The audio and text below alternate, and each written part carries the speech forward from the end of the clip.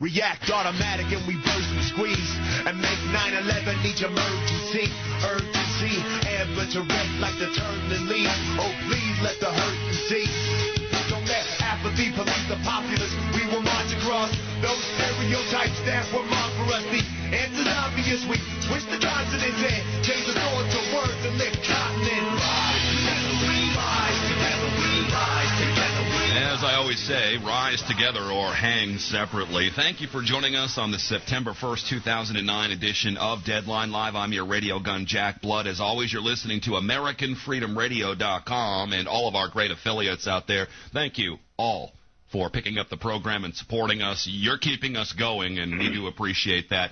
Our guest here in the first hour is David Ray Griffin. He is a retired professor of philosophy and religion and theology. Along with John P. Kolb Jr., he founded the Center for Process Studies in 1973, which is a research center of Claremont School of Theology, which seeks to promote the common good by means of rational approach found in process thought. In other words, it is a center to study the process of thinking.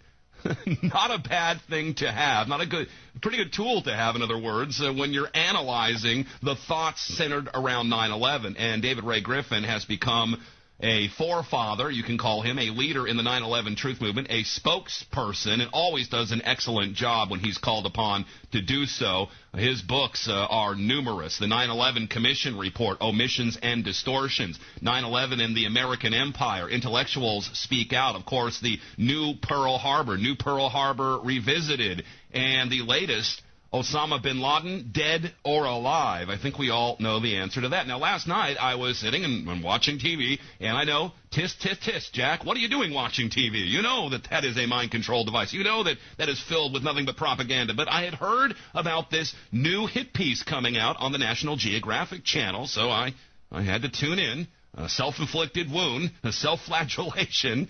The show was 9/11 Science and Conspiracy. Of course, I call it 9/11 junk science and conspiracy.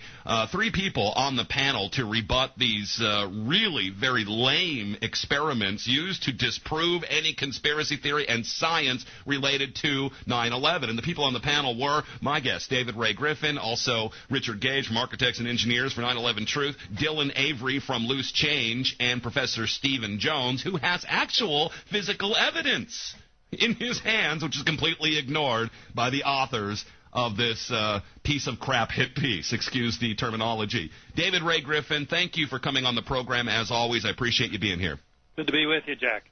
So set this up for us. This has been in the works for quite some time. They kept showing you guys reviewing some of these so-called scientific experiments, which weren't very scientific, I might add, back in March. So this has been in the cooker for quite some time. Yes, and now in retrospect, it looks like the goal was to get this show coming out just before 9/11 of this year, and to take four of the best-known members of the 9/11 Truth movement, that is myself and Stephen Jones and Richard Gage and Dylan Avery, and make us look silly.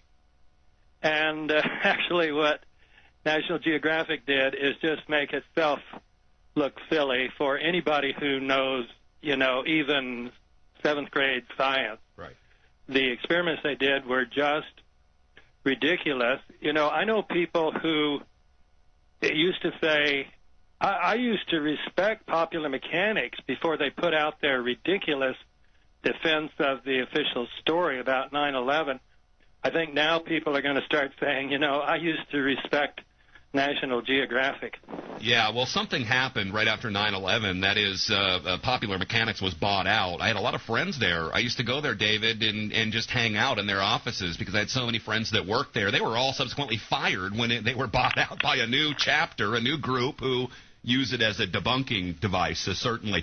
They sure did make themselves look silly, didn't they? I mean, anybody who has just the slightest understanding of controlled scientific experiments, such as the kind that yourself and Stephen Jones and Richard Gage write, peer-reviewed reports from Professor Stephen Jones, a physicist, Anyone that has even the slightest understanding would be offended that even any of this was even used as science. And I think that they were really going after kind of the dumbed-down American class out there who could just be swayed either way, no matter what they see. Yeah, let me deal with two of the experiments. The other one is so obscure we couldn't even figure out what they were trying to say with it. And we kept asking them, and they couldn't explain it. But the two, let me start with the thermite one. What they did is they took a bag of ordinary thermite, put it up next to a steel column, set it on fire, and sure enough, it just burned out, did absolutely nothing to the steel. And we all could have told him that, even us non-scientists. And here's what was wrong with that. First of all... Hey, let me get you to back off your phone just about 2 inches. That'll make feedback, okay? Okay. Okay, go ahead. First of all, there's an enormous distinction between thermite, ordinary thermite, which has been around for 100 years or so, and nanothermite, which is quite a new invention. And it's a qualitative difference because ordinary thermite is an incendiary. It heats things, it starts fires. Nanothermite is not only an incendiary, it's a high explosive. So it is qualitatively different. As one person put it, ordinary thermite, you put it in your car engine, it'll burn a hole in it. Put nanothermite in there to blow the whole car apart. And yet, to disprove the idea that nanothermite brought the buildings down, they put this bag of thermite next to a piece of steel, ordinary thermite, and burn it and see, thermite does nothing. There were two other things wrong with that. Stephen Jones, who's talked about thermite and nanothermite a lot, always distinguishes between ordinary thermite and ordinary thermate.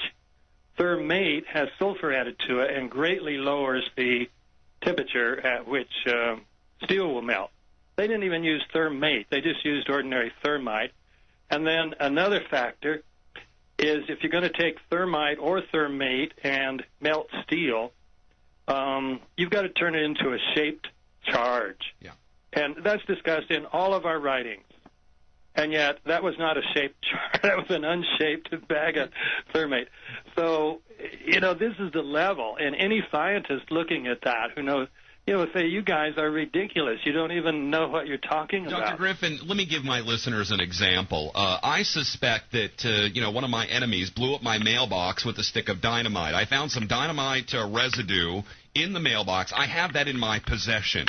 The debunkers say, well, look, let's put a little firecracker in your mailbox and see if it will blow up. Well, it didn't blow up, so therefore dynamite didn't blow up your mailbox. I mean, it's apples and oranges, isn't it? Jack, that is really funny because that was the next point I was going to make exactly. All right. Not your mailbox, but just the difference between dynamite and a firecracker.